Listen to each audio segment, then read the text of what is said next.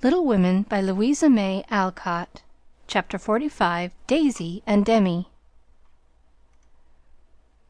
I cannot feel that I have done my duty as humble historian of the March family without devoting at least one chapter to the two most precious and important members of it. Daisy and Demi had now arrived at years of discretion, for in this fast age babies of 3 or 4 assert their rights and get them too, which is more than many of their elders do. If there ever were a pair of twins in danger of being utterly spoiled by adoration, it was these prattling Brooks. Of course, they were the most remarkable children ever born, as will be shown when I mention that they walked at 8 months, talked fluently at 12 months, and at 2 years they took their places at table and behaved with a propriety which charmed all beholders. At 3, Daisy demanded a needler, and actually made a bag with 4 stitches in it. She likewise set up housekeeping in the sideboard, and managed a microscopic cooking stove with a skill that brought tears of pride to Hannah's eyes, while Demi learned his letters with his grandfather, who invented a new mode of teaching the alphabet by forming letters with his arms and legs, thus uniting gymnastics for head and heels. The boy early developed a mechanical genius which delighted his father and distracted his mother, for he tried to imitate every machine he saw, and kept the nursery in a chaotic condition with his sewing-machine, a mysterious structure of string, chairs, clothespins, and spools, for wheels to go wound and wound. Also a basket hung over the back of a chair, in which he vainly tried to hoist his too confiding sister, who, with feminine devotion, allowed her little head to be bumped till rescued, when the young inventor indignantly remarked, "Why, Marmar, dat's my lily waiter, and me's trying to pull her up." Though utterly unlike in character, the twins got on remarkably well together, and seldom quarreled more than thrice a day. Of course, Demi tyrannized over Daisy, and gallantly defended her from every other aggressor, while Daisy made a galley slave of herself and adored her brother as the one perfect being in the world. A rosy, chubby, sunshiny little soul was Daisy, who found her way to everybody's heart, and nestled there. One of the captivating children who seemed made to be kissed and cuddled, adorned and adored like little goddesses, and produced for general approval on all festive occasions. Her small virtues were so sweet that she would have been quite angelic if a few small naughtinesses had not kept her delightfully human. It was all fair weather in her world, and every morning she scrambled up to the window in her little nightgown to look out and say, no matter whether it rained or shone, "Oh, pitty day! Oh, pitty day!" Every one was a friend, and she offered kisses to a stranger so confidingly that the most inveterate bachelor relented, and baby lovers became faithful worshippers. "Me loves everybody," she once said, opening her arms with her spoon in one hand and her mug in the other, as if eager to embrace and nourish the whole world. As she grew, her mother began to feel that the dove-cote would be blessed by the presence of an inmate as serene and loving as that which had helped to make the old house home, and to pray that she might be spared a loss like that which had lately taught them how long they had entertained an angel unawares. Her grandfather often called her Beth, and her grandmother watched over her with untiring devotion, as if trying to atone for some past mistake which no eye but her own could see. Demi, like a true Yankee, was of an inquiring turn, wanting to know everything, and often getting much disturbed because he could not get satisfactory answers to his perpetual "What for?" He also possessed a philosophic bent, to the great delight of his grandfather, who used to hold Socratic conversations with him, in which the precocious pupil occasionally posed his teacher, to the undisguised satisfaction of the womenfolk.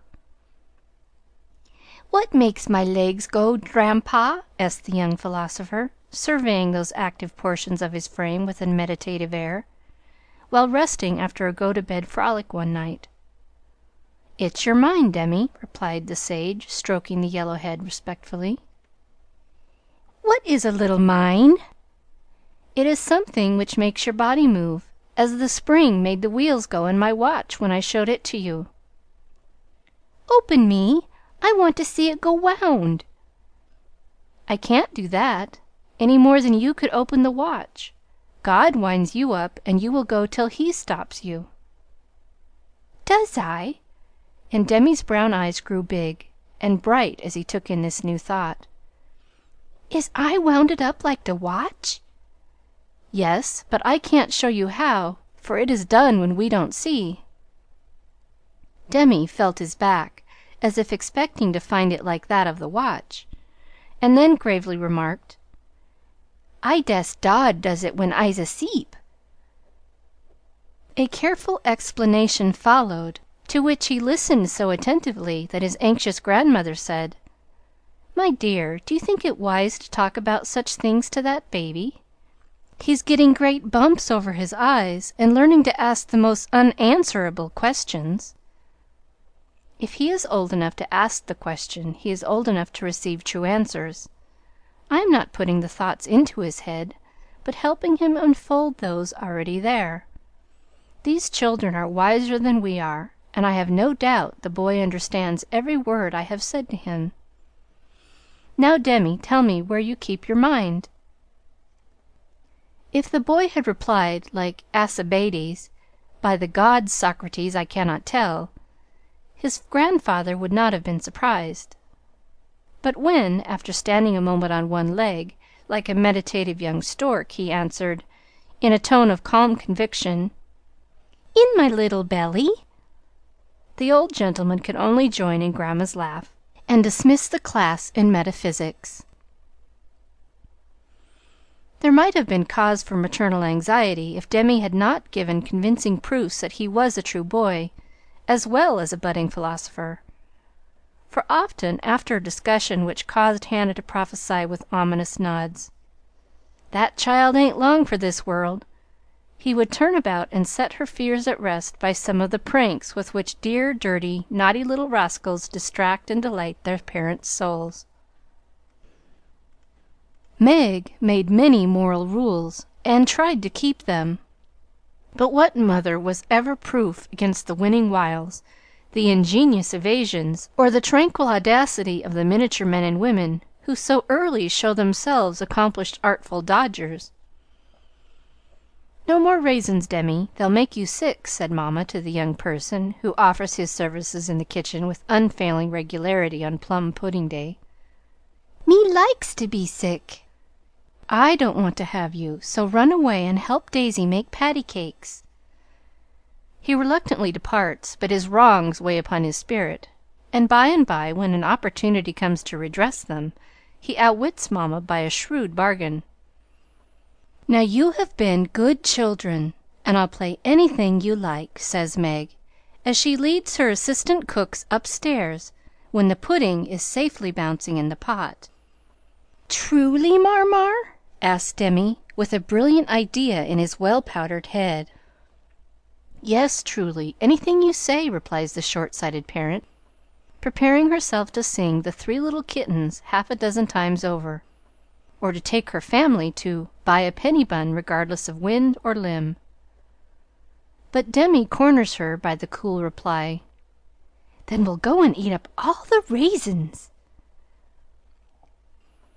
Aunt Dodo was a chief playmate and confidante of both children, and the trio turned the little house topsy-turvy. Aunt Amy was as yet only a name to them. Aunt Beth soon faded into a pleasantly vague memory. But Aunt Dodo was a living reality, and they made the most of her, for which compliment she was deeply grateful. But when Mr. Bear came, Joe neglected her playfellows, and dismay and desolation fell upon their little souls. Daisy, who was fond of going about peddling kisses, lost her best customer and became bankrupt. Demi, with infantile penetration, soon discovered that Dodo liked to play with the bear man better than she did him. But though hurt, he concealed his anguish, for he hadn't the heart to insult a rival who kept a mine of chocolate drops in his waistcoat pocket, and a watch that could be taken out of its case and freely shaken by ardent admirers. Some persons might have considered these pleasing liberties as bribes, but Demi didn't see it in that light, and continued to patronize the bear man with pensive affability, while Daisy bestowed her small affections upon him at the third call, and considered his shoulders her throne, his arm her refuge, his gifts treasures surpassing worth. Gentlemen are sometimes seized with sudden fits of admiration for the young relatives of ladies whom they honor with their regard, but this counterfeit filio-progenitiveness sits uneasily upon them, and does not deceive anybody a particle. Mr. Bear's devotion was sincere, however likewise effective, for honesty is the best policy in love as in law. He was one of the men who are at home with children, and looked particularly well when little faces made a pleasant contrast with his manly one. His business, whatever it was, detained him from day to day, but evenings seldom failed to bring him out to see. Well, he always asked for Mr. March, so I suppose he was the attraction. The excellent papa labored under the delusion that he was, and reveled in long discussions with the kindred spirit till a chance remark of his more observing grandson suddenly enlightened him. Mr. Bear came in one evening to pause on the threshold of the study, astonished by the spectacle that met his eye. Prone upon the floor lay Mr. March, with his respectable legs in the air, and beside him, likewise prone, was Demi, trying to imitate the attitude with his own short, scarlet-stockinged legs, both grovellers so seriously absorbed that they were unconscious of spectators, till Mr. Bear laughed his sonorous laugh, and Joe cried out with a scandalized face, "Father, father, here's the Professor!" Down went the black legs, and up came the gray head, as the preceptor said with undisturbed dignity, "Good evening, Mr. Bear. Excuse me for a moment, we are just finishing our lesson. Now, Demi, make the letter and tell its name." "I knows him!" And after a few convulsive efforts, the red legs took the shape of a pair of compasses, and the intelligent pupil triumphantly shouted, "It's a we, Dranpa! It's a we!" "He's a born Weller," laughed Joe, as her parent gathered himself up, and her nephew tried to stand on his head, as the only mode of expressing his satisfaction that school was over. "What have you been at to day, Boobchen?" asked Mr. Bear, picking up the gymnast. "Me went to see little Mary." "And what did you there?" "I kissed her," began Demi, with artless frankness. "Prut! Thou beginnest early. What did the little Mary say to that?" asked Mr. Bear, continuing to confess the young sinner, who stood upon the knee, exploring the waistcoat pocket. "Oh, she liked it, and she kissed me, and I liked it. Don't little boys like little girls?" asked Demi, with his mouth full, and an air of bland satisfaction. "You precocious chick! Who put that into your head?" said Joe, enjoying the innocent revelation as much as the Professor. "'Tisn't in mine head, it's in mine mouf," answered literal Demi, putting out his tongue with a chocolate drop on it, thinking she alluded to confectionery, not ideas. "Thou shouldst save some for the little friend. Sweets to the sweet, manling," said Mr. Bear, and Mr. Bear offered Joe some, with a look that made her wonder if chocolate was not the nectar drunk by the gods.